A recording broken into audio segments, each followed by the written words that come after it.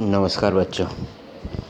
देखते हैं chapter number 4 का एसपी चैप्टर नंबर 4 वाणिज्य पत्र के नियमित रूप में समाविष्ट विभागों की विस्तृत चर्चा, जिसमें पहला विभाग जो है वो है शीर्षक, हेडिंग जिसे हम लोग कहते हैं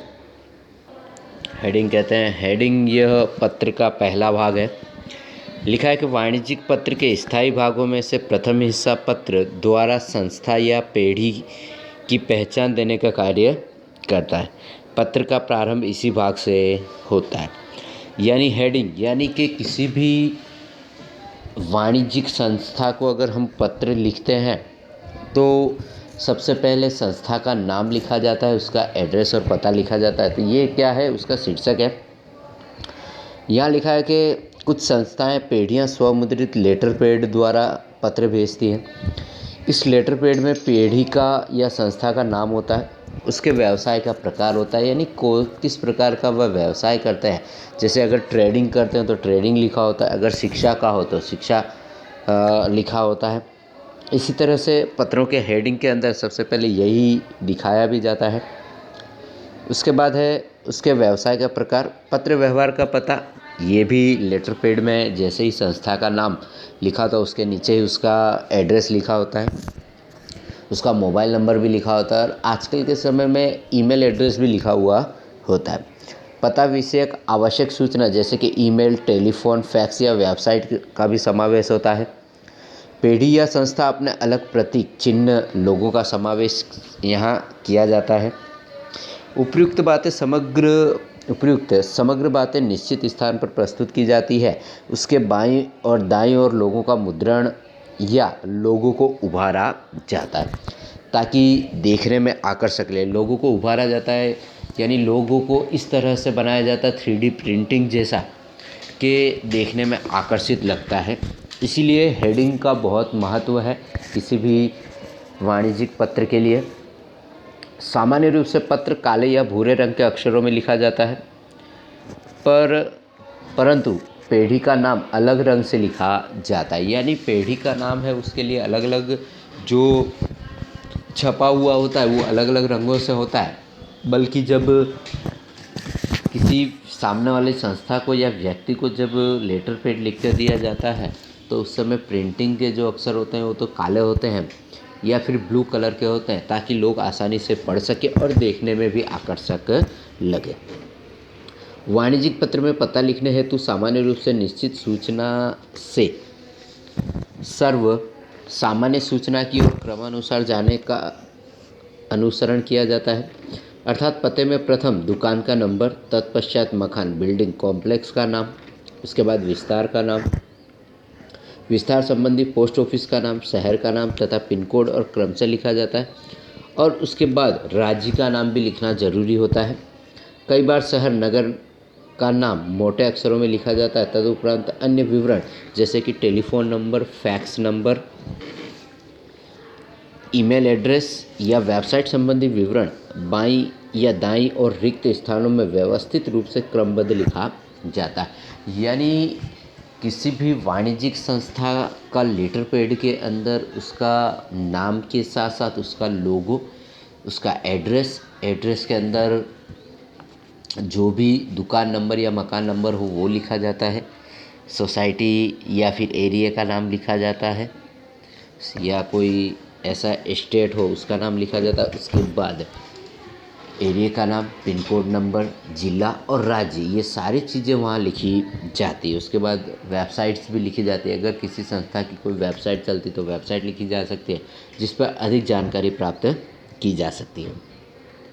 इस प्रकार सर्वप्रथम अनिवार्य भाग शीर्षक जो विविध जानकारी देता है पत्र में रहता है। कागज़ के 1.5% हिस्से से अधिक जगह शीर्षक न ले, उसका ध्यान रखना चाहिए। कभी कभी संदर्भ नंबर का भी समावेश होता है। संदर्भ नंबर का मतलब है कि कौन सा पत्र लिखा गया है, कितने अभी तक पत्र लिखे गए हैं या उस संस्था को कौन से नंबर का लेटर लिखा जा रहा है उसके विषय में भी यहाँ पर नंबर्स लिखे हुए होते हैं, जिससे कि दोनों ही संस्थाओं को पता चले कि भाई हम इतनी बार पत्र व्यवहार कर चुके हैं और कभी कोई पत्र के अंदर किसी प्रकार की कोई ऐसी आपत्ति आए तो पत्र क्रमांक से उसे आसानी से पहचाना जा सकता है। जैसे नीचे उदाहरण के तौर पर लिखा हुआ है, बेटर होम अप्लायंसेस, घर बखरी सामान के विक्रेता। एड्रेस लिखा है 10 Vineet chamber, ST bus stand के पीछे बारडोली। पिन कोड नंबर है 394601, जिला सूरत।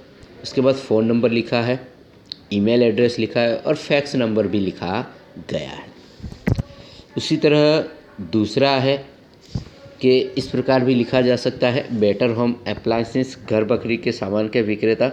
फ़ोन नंबर और फैक्स नंबर, ईमेल, ये तीनों दाईं ओर लिखे हैं, जबकि बाईं ओर उनका एड्रेस लिखा है 10 Vineet chambers, ST bus stand के पीछे बारडोली, 394601, जिला सूरत।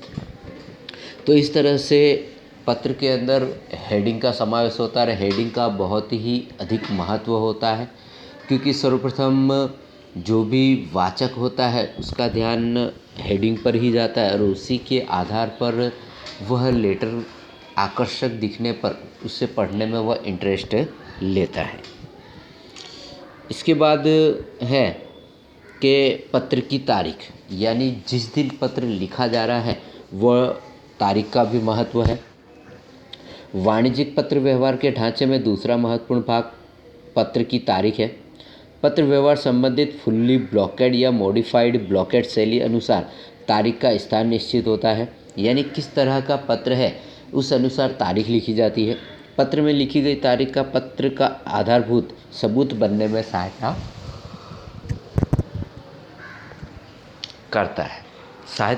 कहने का मतलब ये है कि हम जब भी पत्र लिखते हैं तो तारीख लिखने से सामने वाले व्यक्ति को भी उसके बारे में जानकारी होती है, भाई इस तारीख को पत्र लिखा गया था, इस वर्ष में पत्र लिखा गया था, जिसके कारण से कभी भविष्य में अगर उस पत्र को ढूंढना पड़े तो ढूंढने में भी आसानी रहती है। ऐसे तो क्रम नंबर देते हैं, फिर भी तारीख लिखने से पता चले और आसानी से पत्र को ढूंढा जा सकता है। यहाँ लिखा है कि भविष्य में पत्र के विषय में निश्चित प्रकार का संदर्भ देता है। दिन, मास एवं वर्ष का उल्लेख करने वाली तारीखें दो प्रकार से लिखी जाती हैं। दो प्रकार से तारीखें लिखी जाती हैं, एक अमेरिकन पद्धति से तो दूसरी ब्रिटिश पद्धति से। हमारे भारत के अंदर हम लोग ब्रिटिश पद्धति से डेट लिखते हैं, तारीख लिखते हैं। अमेरिकन पद्धति के बारे में लिखा है कि इस पद्धति में लिखी गई तारीख के अंक को अंग्रेजी में क्रिडनल नंबर में लिखा जाता है। यहाँ प्रथम मास का उल्लेख, तत्पश्चात तारीख और बाद में अल्प विराम लगाकर वर्ष का उल्लेख करते हैं। यानी पहले महीना बताया जाता है, कौन सा मंथ है वो, उसके बाद तारीख और उसके बाद साल बताया जाता है। उसी तरह से ब्रिटिश पद्धति है, तो इस पद्धति में लिखी जाने वाली तारीख को अंग्रेजी में ऑर्डिनल नंबर्स में लिखा जाता है। इस पद्धति में पहले तारीख लिखी जाती है। इस तारीख को जिस प्रकार बोला जाए उस अनुसार उसके पीछे ली, री, थी, वी और अंग्रेजी में STNDRDTH, जैसे कि फर्स्ट में ST लगेगा, एक लिख के उसके बाद ST लिखते हैं। सेकंड तो 2 लिखकर ND लिखते हैं। थर्ड तो 3 लिख के RD लिखते हैं। फोर्थ यानी 4 लिख के TH लिखते हैं, इत्यादि का उल्लेख होता है, जिसके कारण आसानी से लिखा जा सकता है। जैसे उदाहरण नीचे दिया हुआ है कि 10 जनवरी 2016 अमेरिकन पद्धति में पहले महीना लिखते हैं, जबकि ब्रिटिश पद्धति में महीने जो है वो बीच में लिखते हैं, तारीख पहले लिखते हैं। और हिंदी में अगर लिखना हो तो लिखा जाता है 10वीं जनवरी, पहली जनवरी, दूसरी जनवरी, तीसरी जनवरी। 3 लिख के री लिखा जाता है, 1 लिख के ली लिखा जाता है, यानी पहली, दूसरी, तीसरी, चौथी, पाँचवीं, इस तरह से लिखा जाता है। एक बात को विशेष याद रखना है कि मास का नाम पूरा लिखना चाहिए। जनवरी के लिए जन या फरवरी के लिए फर ऐसा नहीं लिखा जाता। उसी प्रकार वर्ष की सूचना संपूर्ण 4 अंकों में ही देना योग्य रहता है। जैसे कि 2016 के बदले मात्र 16 नहीं लिखना चाहिए, क्योंकि 16 लिखने पर हो सकता है बदला जा सकता है। जैसे अभी 2021 चल रहा है, 21 आप लिखते हो तो कोई व्यक्ति उसके आगे पीछे कोई भी दूसरा अंक लिख सकता है। इसीलिए हमें पूरा 4 अंकों में बताना चाहिए ताकि उसके अंदर कोई परिवर्तन न किया जा सके। जब 2020 चल रहा था तो लोग 20 लिख देते, उसके आगे एक जीरो करके 3 भी लिख सकते हैं, 20 के आगे कोई 10 भी लिख सकता है। तो इस तरह से क्या होता है, गलतफहमी हो सकती है या गलत उसका मिसयूज़ हो सकता है। इसके लिए 4 अंकों में ही लिखना चाहिए।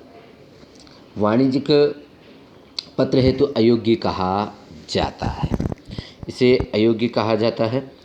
ठीक है, यानी तारीख लिखने का जो यहाँ तरीका दिया है उसी तारीख उस तरीके से ही क्या करनी चाहिए, तारीख लिखना चाहिए।